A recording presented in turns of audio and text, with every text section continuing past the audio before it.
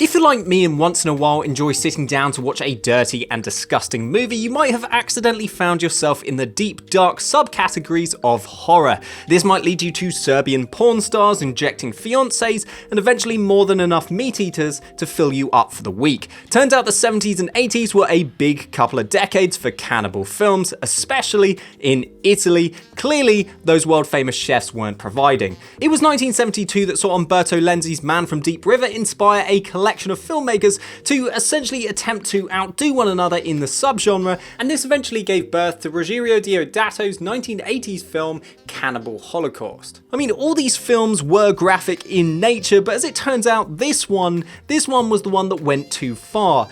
It's unbelievable. It's horrible. The film was so graphic and realistic that the film was seized and Deodato was charged with multiple counts of murder due to rumours that his actors were actually killed on camera.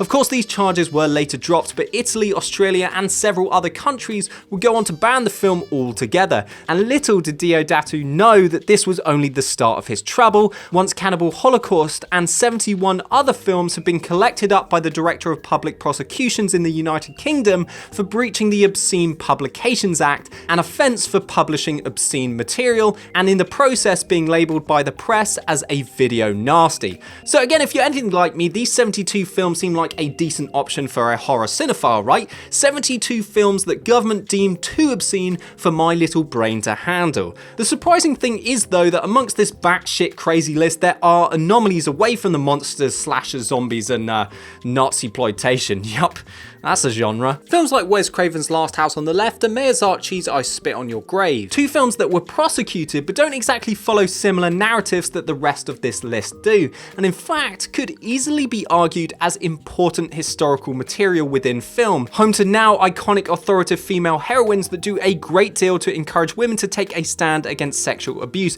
The thing is though, these films were labelled the sickest of the video nasties, the films that were so manipulative they could possess children to commit acts of sadistic crime. So the question is, how did they end up on this perverted list along with an array of cannibal tribesmen and as the worst? I'm Tom from Screen On Point and this is Video Nasties, the female Avengers that government banned. So looking back on film and television history, one topic that truly stands out notoriously within the UK is the state of moral panic during the distribution of the video nasties in the early 1980s. With Margaret Thatcher's government in power and waging war in the Falkland Islands, accompanied by the rise of unemployment, Britain was facing pretty dark times. But in light of all this, much of the public could enjoy the growth and expansion of video technology, giving them the opportunity to view films that they may have never been able to see before, films away from mainstream narratives and imagery. This, of course, dawned the time of home video. But in turn, this emergence of video technology opened up a completely unregulated industry for young entrepreneurs to capitalize on selling videotapes.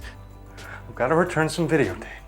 Small film distribution companies with low budget films that were unable to make substantial profit within small theatres and in drive-in cinemas began to transfer their product to this new medium. And amongst these low budget films that were being distributed around the UK were a cult of films that portrayed what some were calling ultra-violence. These ultra-violent films, most notably films like Driller Killer and the aforementioned Cannibal Holocaust, like any form of product, were advertised, and specifically they were being advertised in specialist magazines. These magazines, which also arose during the technological boom, were advertising the visceral imagery of these films, which ultimately sparked the initial backlash in the distribution of these such films. With several complaints being written to the magazines who published the ultra-violent advertising imagery, the Sunday People were the first newspaper to run a story on the matter, coining the phrase video nasties. This essentially began widespread newspaper coverage of the unregulated video distribution industry, with headlines like "Rape of Our Children's Minds,"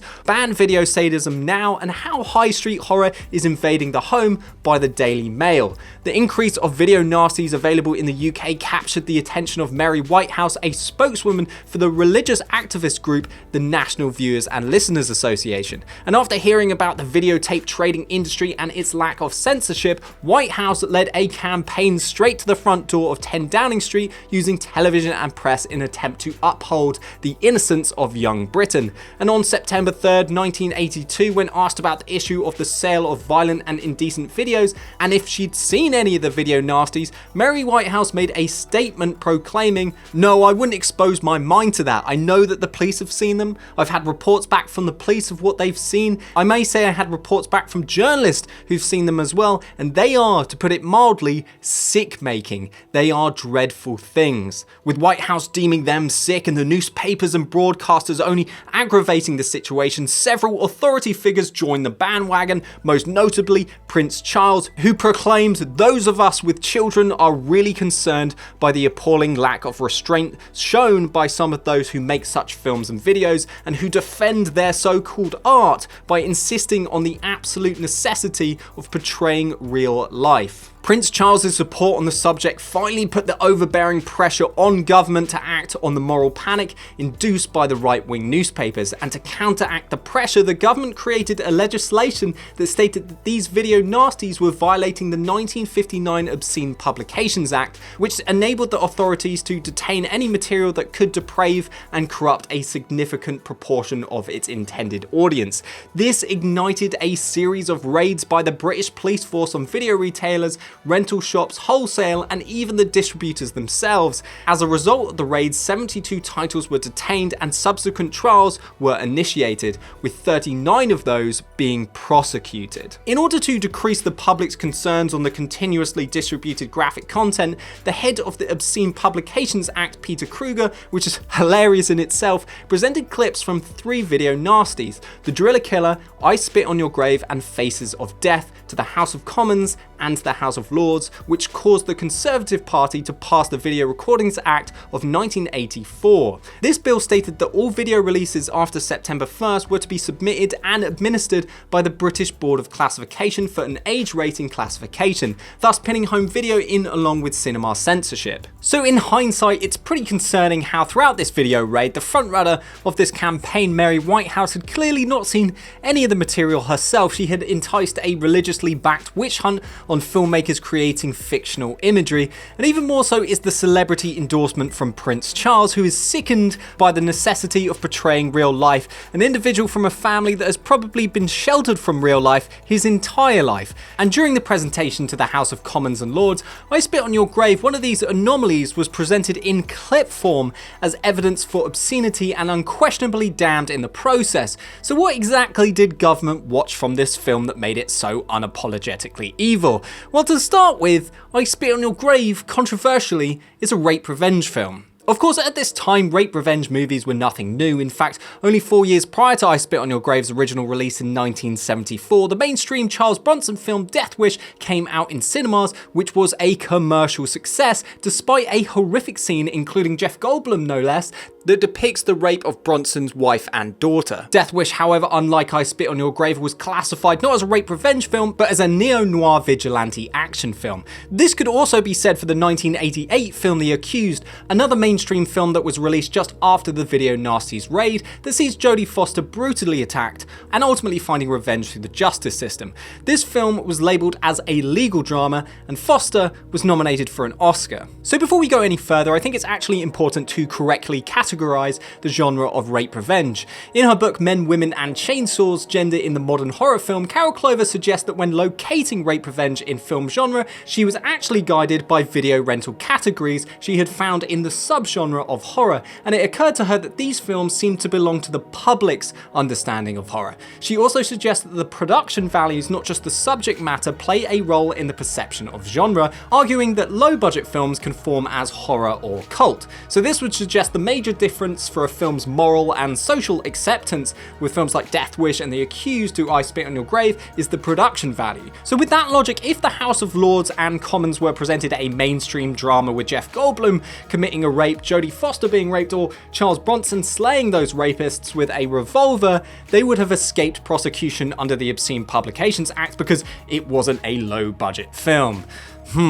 However, Jacinda Reed in her book The New Avengers argues that the genre of rape revenge is not generically specific, as its narrative structure and sequence of events span a whole range of genres. Interestingly, side by side, I Spit on Your Grave, The Last House on the Left, and Death Wish all follow very similar narratives. The key difference, of course, is that instead of Paul or the Collingwoods, the parents of the victims seeking murderous gun-slinging revenge, the actual victim Jennifer in I Spit on Your Grave is the one who decides to seek her own revenge using mostly nothing but her hands. Deliverance, the 1972 film based on the 1970 novel of the same name, starring Burt Reynolds, Jon Voight and Ned Beatley, also follows a very similar narrative to this, which infamously includes the sodomy of one of the main characters, Bobby. Again, the only major difference being that Jennifer is female and Deliverance is categorized as a thriller. But what about the actual filmmaker's intent of genre? In the bonus footage of the 3-disc Ultimate Edition DVD release of The Last House on the Left, director Wes Craven stated, "One of the reasons why this film is so powerful is that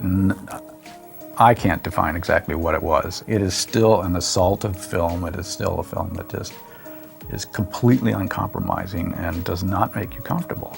And beyond that, I can't define it. All I know is that I did not have any restrictions on what I shot, except that what I wanted to impose, and I wanted to deal with something very, very nasty. I was dealing with anti-personal violence and just how ugly it could be. It's unjustified, except that those things exist, and art is about things that exist." In an interview with Miyazaki, director of I Spit on Your Grave, he states that this movie didn't just happen.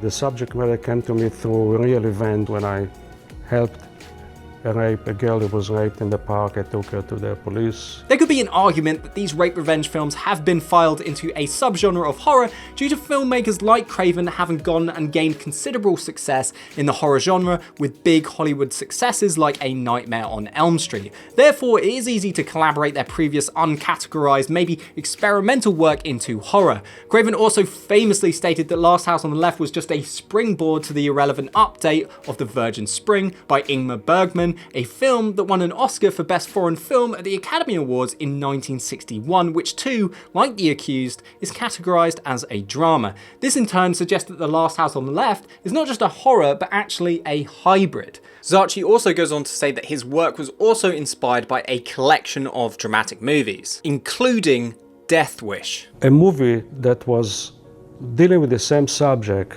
Bravados, directed by Henry King. Another one was obviously The Virgin Spring, 1 or 2 years before I made the movie Death Wish. With this said, however, Reed also elaborates that the rape revenge genre is best understood not as a genre, but as a narrative structure which has been mapped onto and across a whole range of historical and discursive contexts, which, along with Zacchi's statement, suggests that these films drew inspirations from what the filmmakers were seeing firsthand in the historical context of the time, as well as more generally with second wave feminism from the 60s that spanned 2 decades. So with the idea that rape revenge films are better understood in terms of the rise of second wave feminism and discourses of rape, Reed reinforces that these video nasties are actually just the metaphorical depictions of the anxieties that arose from feminism. She elaborates that the rape revenge genre is best understood not as producing fixed meanings or authentic moments, but as narratives of transformation. And this wasn't actually new to rape revenge films of the 70s and these video nasty films, and in fact it has occurred in film during the growth of the women's movement that transpired just after the Second World War, which can be seen in the progression of Amazonian films of the 1950s, for example, Captive, Wild Woman and Jungle Woman, which illustrated animalistic women with overpowering physical power yet extravagant beauty. Creed adds that this image of women is consistently portrayed through film history as man's fascination with and fear of female sexuality, which is endlessly reworked within the signifying practices of the horror film. For Miyazaki, I Spit on Your Grave was originally titled Day of the Woman, a title he explains was later changed following the purchase of the film's rights from a famous exploitation distributor, Jerry Gross, a distributor of other films titled The Boogeyman and I Eat Your Skin, which is not exactly the direction that Zacchi was trying to take. I'll never forget when he called me one day and he said, "May, we decided to change the title to I Spit on Your Grave." My heart sank. I couldn't say anything. That's how the movie came to be known as I Spit in Your Grave. Japan, for example, just called it Day of the Woman. They didn't want to call it I Spit in Your Grave. France, 2004-5, when I made a deal with them, Day of the Woman.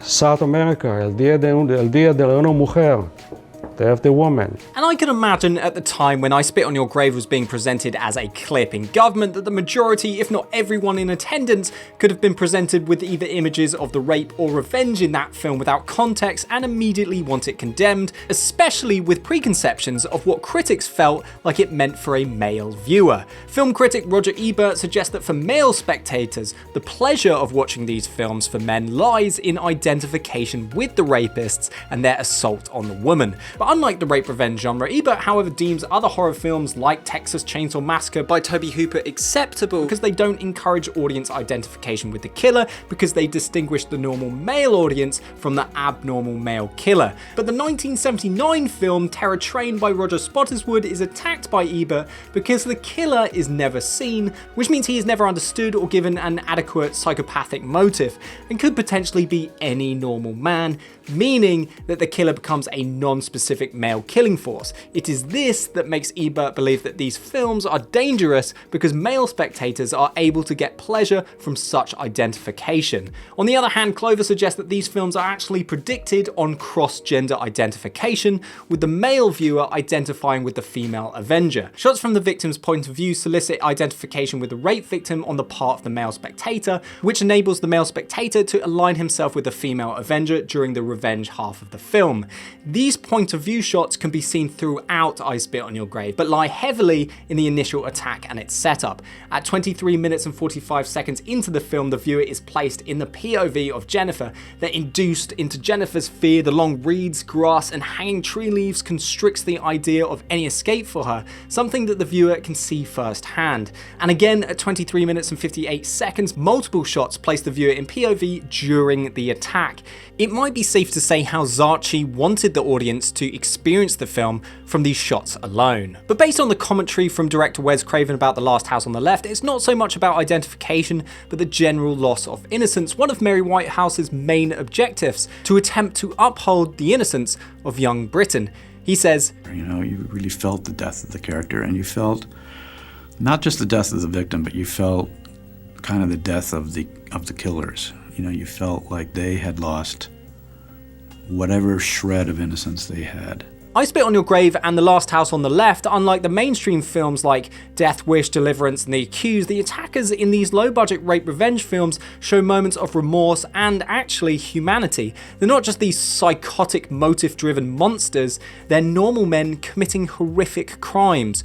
They're caught in the headlights of their crimes, and in each of the visceral moments of both films, the attackers actually show visible uncertainty and regret. But nonetheless, they continue, and they don't stop, which is a deep reflection in the most horrific of circumstances that these films dare to tackle. But what makes these films iconic demonstrations of female empowerment come after the grueling attacks. In I Spit on Your Grave, after the elongated scenes of violence are through, Jennifer is shown in a fetal position in the bath as the blood and the mud begin to rinse from her body.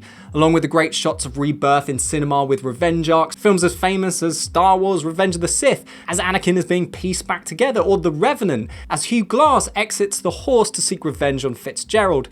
This shot stands as one of the most important in the entire film. It's where the true location of empowerment actually lies, not in the murderous, vengeful killings, but the midpoint of the film, hidden within the dash of rape revenge. Here, she emerges from the mud and the blood as a new character, born from the loss of innocence. As the film proceeds into the revenge arc, it starts hitting more on-the-nose imagery. Jennifer appearing in front of Matthew, for instance, cloaked in white, highlighted by a ray of light on her hairline. You know where I'm going with this. And like modern cinema, Gone Girl, for instance, a film that too has been nominated for several Academy Awards, or Red Road, the gritty British debut from Andrea Arnold that won the jury's prize at Cannes in 2006, Jennifer uses her sexuality to entrap Matthew, ultimately tying a noose around his neck and using his newfound strength to physically overpower him, ultimately leaving Matthew hung from a tree with his trousers wrapped around his ankles. From there, she ritualizes the murders of her attackers, first hanging Matthew, of course, making a spectacle of him. Johnny is castrated, removed of his manhood, Andy is axed in the back, and lastly, Stanley is just completely obliterated into pieces by the blade of a motorboat. It's clear by sitting through this incredibly uncomfortable film that this was a retaliation coming from the movement who coined the phrase rape culture, which is designed to show the ways in which society blame victims of sexual assault and normalize male sexual violence. All of this is demonstrated clear as day in the dialogue. You can't do this to me. I got a family. A nice looking wife, 2 beautiful kids, and you don't care? No guilty conscience? Hon, this thing with you is a thing that any man would have done. You coax a man into doing it to you, and a man gets the message fast. Look, whether he's married or not, a man is just a man. Hey, first thing, you come into the gas station and you expose your damn sexy legs to me, walking back and forth real slow, making sure I see them good. And then, you're lying in the canoe, in your bikini, just waiting. Like bait. This all brings us back to the quote by Prince Charles, who was sickened by the necessity of portraying real life. Because although Yes, I Spit on Your Grave and The Last House on the Left was highly dramatised with gun-wielding, revenge-driven dramatics, the message these films were trying to deliver were as real as it gets. They dealt with real issues that mainstream films were unwilling to show, forcing the subject on the viewer and not pulling any punches. Looking back, it's understandable why these films were banned. They were unregulated tapes being passed around along with pornography. People were scared of new images. They were presented in this low-budget documentary-looking format that up until this point just hadn't been seen before.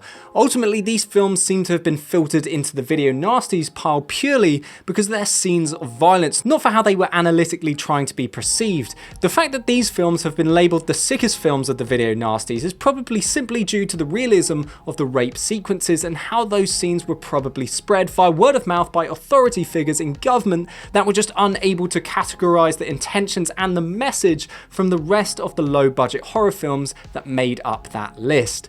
Interestingly, this fear and ultimately their nasty reputation gave these films new life. Wes Craven went on to have tremendous success within the film industry, prompting several re-releases of The Last House on the Left, and I Spit on Your Grave produced a 2010 remake along with 3 sequels, though sadly bastardized into more glamorized horror thanks to the body horror movies of the noughties. They've also inspired new filmmakers to take the reins, which can be seen as recently as the 2017 film Revenge, a critically successful film that, according to the New York Times, is a synthesis of exploitation and feminism. Something that really doesn't differ from what government banned back in 1985. Thanks for watching that video. Please do like and subscribe. We upload 2 tasty and tenderized videos a week to sink your teeth into, and do let us know your thoughts in the comments. Make sure to follow us at Screen On Point and Tom A. Ransom on Twitter to satisfy my narcissistic need for acceptance and love, and you make sure you have a wonderful day.